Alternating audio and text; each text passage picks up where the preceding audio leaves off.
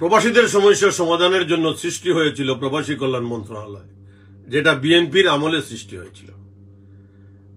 এই প্রবাসী কল্যাণ মন্ত্রণালয়ের উদ্দেশ্য ছিল যে প্রবাসীদেরকে দেখভাল করা, প্রবাসীদের সমস্যার সমাধান করা এবং যারা রেমিটেন্স যোদ্ধা তাদেরকে খুব সহজে যেন সেবা দেওয়া যায়, সার্ভিস দেওয়া যায়, সেই লক্ষ্যে প্রবাসী কল্যাণ মন্ত্রণালয় সৃষ্টি করেছিলেন বেগম জিয়া।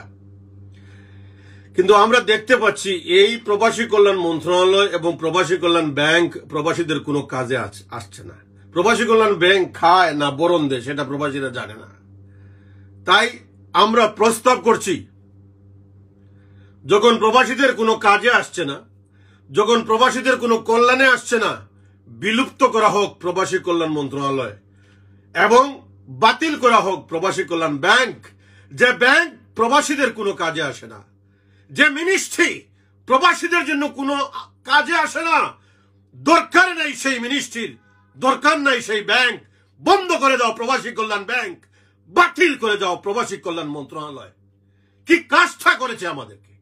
বিগত সরকারের সময় যেভাবে প্রবাসীরা নির্যাতিত হয়েছে, বঞ্চিত হয়েছে, এখনো প্রবাসীরা বঞ্চিত হচ্ছে। ঈদের পরে আন্দোলন, প্রবাসীরা রেডি থাকুন, দেখবো আমাদেরকে কে